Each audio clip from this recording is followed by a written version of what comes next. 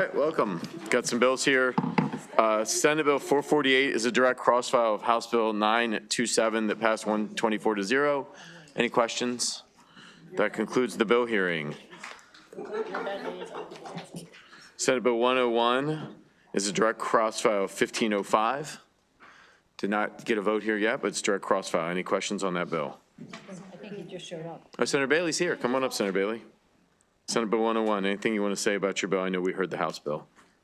Same exact bill, identical to 1505. Ask for favorable vote. Got it. I think we're waiting on an amendment on this, right? Yeah. Okay. Any questions for Senator Bailey? It's good to see you, sir. Thank you. Thank you. Concludes the bill hearing. Senate Bill 212, Senator Coderman, is he here? No. That bill passed 135-0 in the House. Any questions on that bill? That concludes the bill hearing. Senate Bill 710 is also Senator Coderman. Passed the House 135-0. Any questions on that bill? That concludes the bill hearing. Senate Bill 534 passed the House 128-0. Frederick County.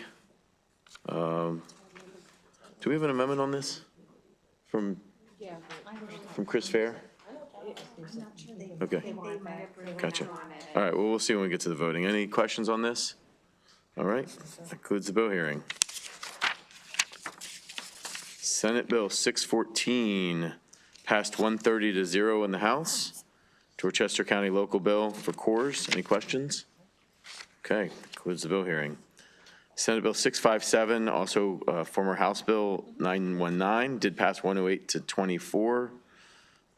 Any questions on this bill? We've heard the bill, we've passed it out of the House. Okay, that concludes the bill hearing. Senate Bill 31 did have an amendment, so we did allow a witness. Is Nicole McDonald here? Nicole, come on up. Please confine your testimony to the amendment and whether you like the amendment and don't like the amendment.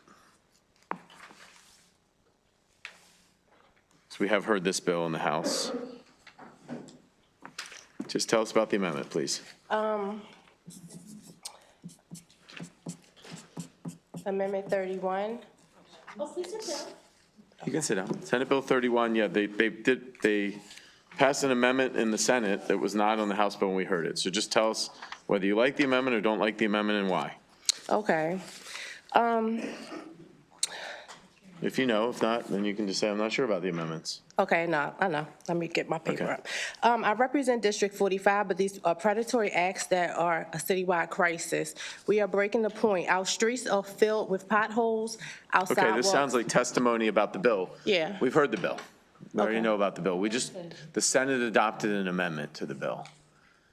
We just need to know about the amendment and whether you like the bill or don't like the. No, I don't like the bill. You don't like the bill? No. What about the amendment? Don't care? No. Don't like it either way. Senator Lamb, come on up. Just tell us about your amendment. Welcome.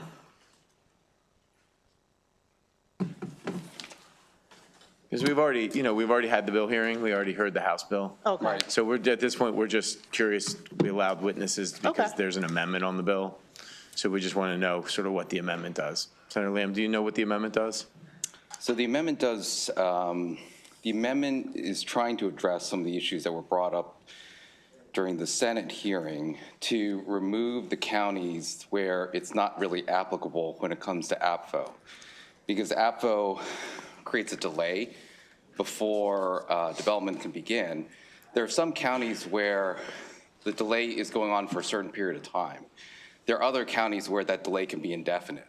So what the amendment does is that it exempts counties where the delay is indefinite because you wouldn't be able to start that process anyway. And so the amendment only requires the provisions of the bill to be applicable to the counties where there's a duration in which the APFO delay would take place. Sorry, out of breath, I just kind of ran over here. So that's what the amendment does. Gotcha. Any questions on the amendments? Okay. Well, thank you so much for explaining those amendments. It's very helpful. Sure. Good to Any see you. other questions? Former appropriator, only a year, right? You were appropriations for 1 year? I had two. 2 years. That gives you a little street cred. On the health subcommittee, so. All right. It's good to see everyone. And I understand you don't like the bill, but we did hear the House bill already, and we'll take that into consideration. Thank you. Thank you. That concludes the bill hearing. Have a good day, Senator.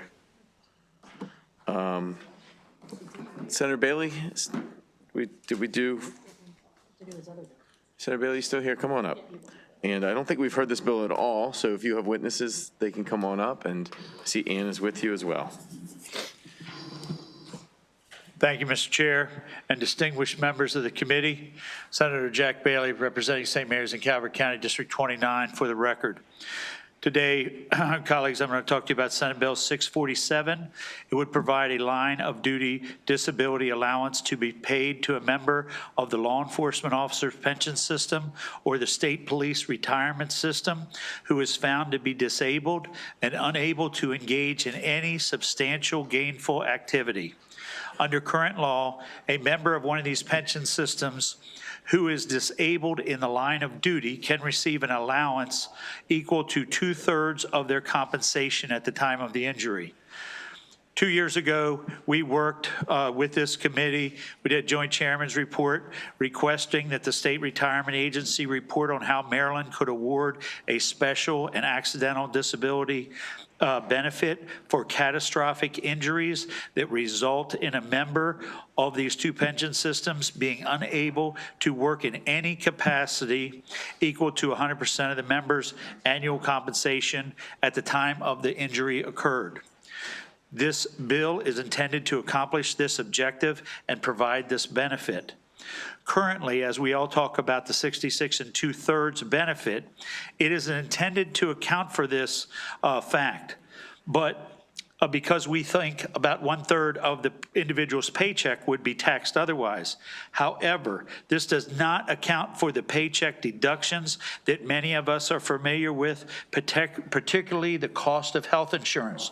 So as you all know, and you see many of our law enforcement officers that are injured in the line of duty, and they are totally disabled. They can't work, but they get 66 2/3. That's what we figure that they're going to be able to live on. The same as their salary before, but because of the additional costs, they can't do it. They actually end up going in debt for the same salary that we thought we were providing them. This benefit, providing this to our police that have been catastrophically injured in the line of duty, will ensure that their income can continue to cover the cost of living and their disability does not result in a reduction to the amount of income that they receive. This bill will support the officers who have become catastrophically injured in the line of duty while protecting the residents of this state. It only goes forward from the date of the bill, not going back. I know that this committee understands the importance of ensuring that our state takes these brave men and women who put their life on the line's safety seriously.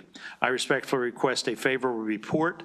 I thank you all for your consideration, and I also point out we've worked with the IRS and many states across the country about this, and they actually are looking at this for a model for all 50 states. Okay, thanks for the bill. Ann, are you just here for informational purposes? I am, but thank you, Mr. Chair. If I can just take a second to Yes. thank Senator Bailey. He's been working on this bill for a number of years and has sent every iteration to the agency to look through to make sure that what he has is something that we can work with. We are not taking a position on the bill, but I did want to say that. Okay, thank you, Ann.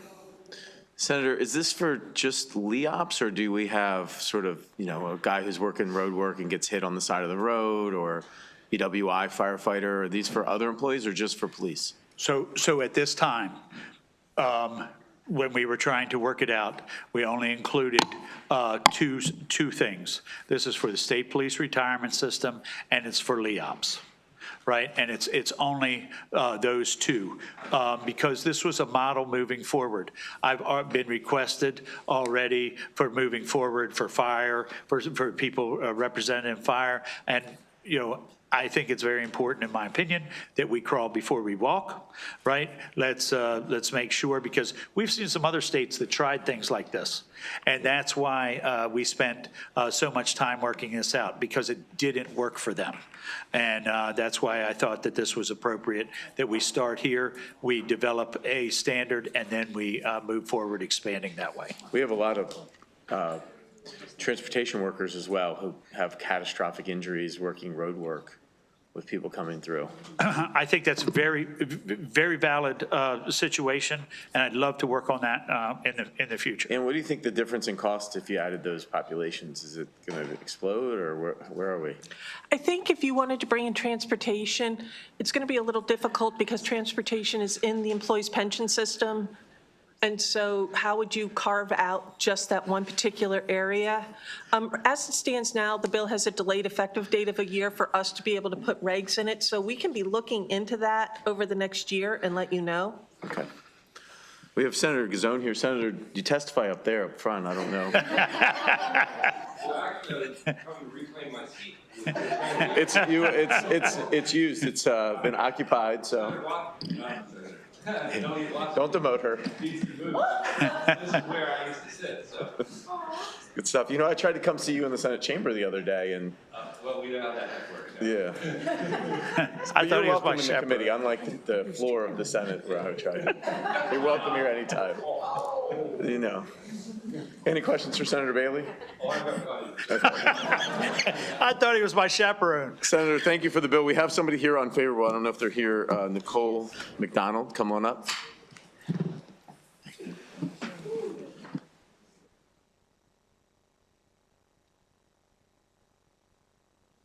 On McCrae's bill, they just do on the amendment. All right, go ahead.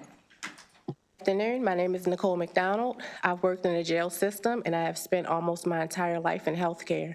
I am here because I don't understand how this state has gotten so emboldened as to openly place a higher value on some lives over others. We are talking about catastrophic injury. If you look at the data for Maryland, the truth is undeniable. There are two major groups: trade, transportation, and utilities, and education and health services. These groups make up only 42% of our total workforce, yet they bear the burden of 61% of all workplace injuries. The police aren't even in this number. We, the healthcare workers, the bus drivers, and the social workers are the ones on the front lines every day without tactical gears or specialized weapons, yet we are invisible to this bill. Why are you picking favorites with tax dollars for the minority while the 61% majority is left with nothing? What is most disturbing is that you are asking taxpayers to guarantee 100% pay to a department that is still under a federal consent decree. How are we paying favors for tax dollars to a group that the federal government still has to monitor because of history of systematic misconduct?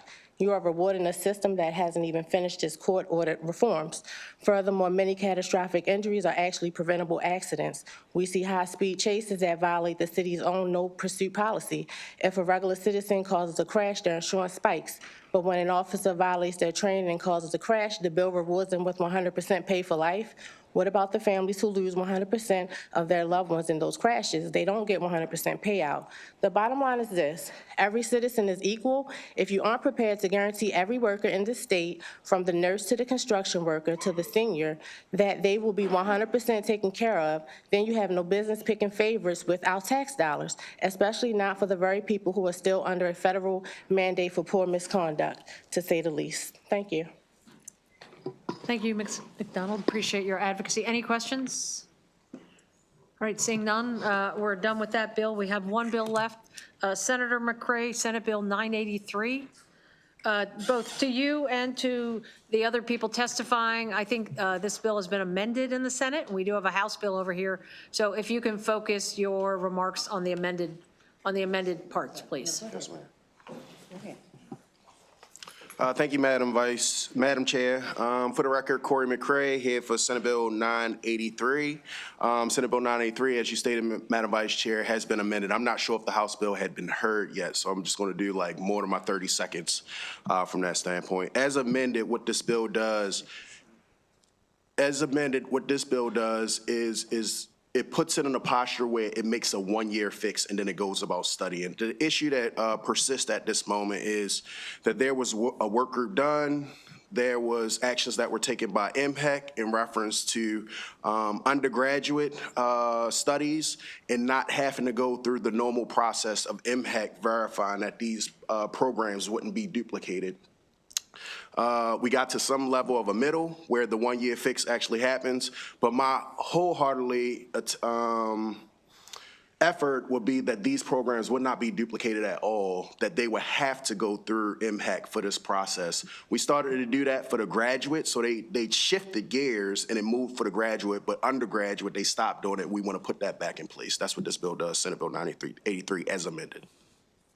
And let me be clear, I also got the boss, the muscle here with me, Senator Joan Carter Conway, who has, I would say, shoulders that I stand on and many of us stand on, that has worked on issues like this. Here for any questions that you all may have. So great to see you, Senator. Thank you. And I think you also have 2 witnesses, one in person, one virtual. If you want to start, Ms. Keys? Could you start with Dr. Wilson, please? Dr. Wilson. Oh, we're starting with Dr. Wilson. Okay, yes, we can. Yes, 2 minutes. And please, Dr. Wilson, I don't know if you heard before, we're trying to focus on the amendments since there is a House bill that was already before this committee. Thank you. Okay. First of all, just testing. Good afternoon, everyone. Can you hear me? Yeah. Yes, we can. Okay.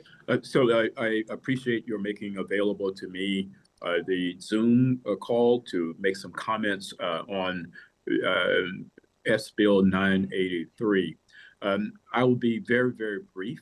Of course, with regard to the academic program approval process that MHEC implemented this past year, it deviated from the process that MHEC had used previously in that it no longer reviews academic degree programs at the undergraduate level for institutions in this state, even if those programs duplicate 100% existing undergraduate degree programs at other institutions. That has never happened before in the state. And so what happened was that apparently there was an amendment that was made to the education article in the state that inserted graduate in the language. And MHEC has interpreted that based on their legal counsel as meaning that only if an institution wants to duplicate a graduate program at another institution, can an institution object? And we at Morgan are opposed to that. MHEC has already received multiple proposals from institutions to duplicate several unique high-demand undergraduate programs at Morgan. And if we allow that to continue, this will demonstrably harm Morgan State and the other 3 HBCUs as well.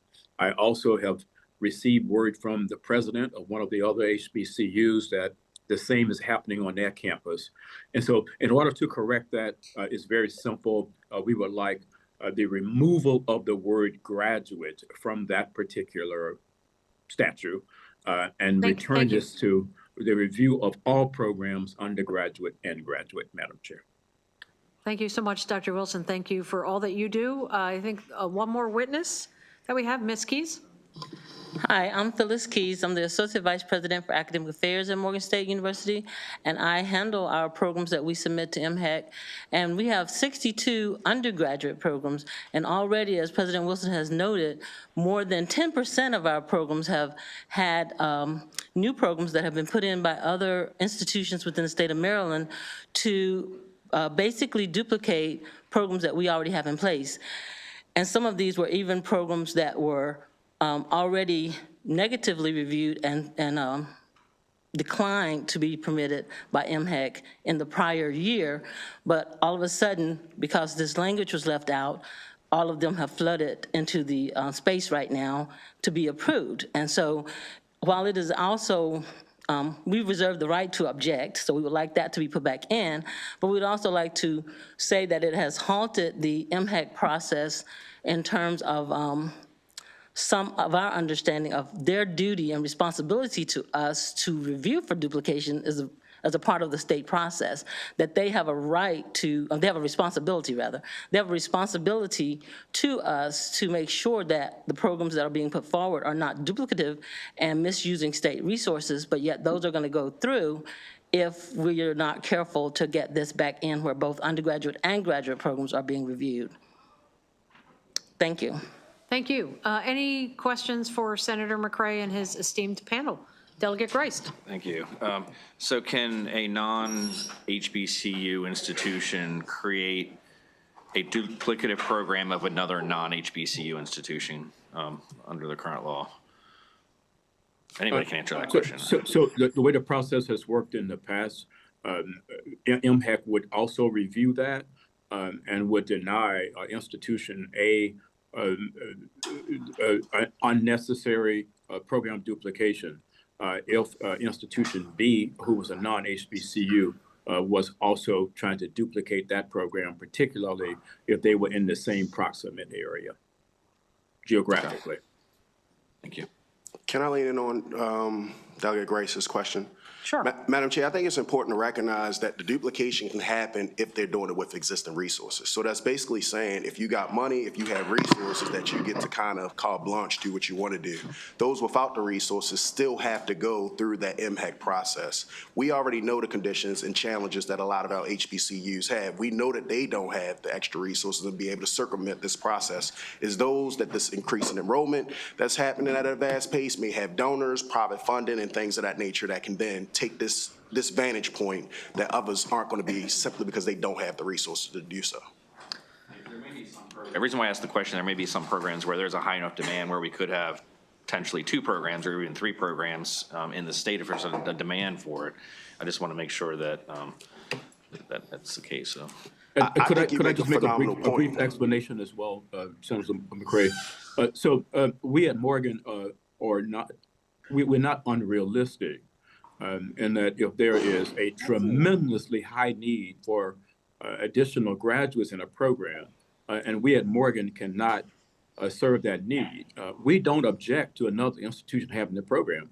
For example, nursing is one of those, where we have 900 students on our campus who want to major in nursing at the undergraduate level, but our program will only accept about 150 of them, 100 or so of them each year. And so, yes, I received a call from Loyola University. They wanted to start a nursing program. I wanted to know if Morgan would object to that. I said, absolutely not. No way we will object because the need is so great. So, so it's not like we object to every program if the need in the state is just so tremendous and we can't serve that need. But we have programs at Morgan where, yes, there is a state need. We looked at the data. We could accommodate that state need, but another institution within a geographic proximity to the university is saying, we want that program when indeed they have not demonstrated that Morgan is not currently serving the need. And in addition to what Senator McCray said, it's a resource issue as well. We just think that the way this was handled before this insertion of the word was fine at the undergraduate level. And I went on record as saying that at the graduate level, Dr. Wilson, I think you've well answered Delegate Grice's question. I think it sounds back to a little bit of testimony right now. So I want to make sure, Delegate Grice, is your question answered? We do have another question for you, though. I'm not sure who it's directed to, actually, but Delegate Smith has a question. Thank you, Madam Chair, and thank you for the bill, Senator. I just want to clarify the record. You mentioned that if there were 2 traditionally white institutions that wanted a similar program, that there was like carte blanche to simply for MHEC to accept that.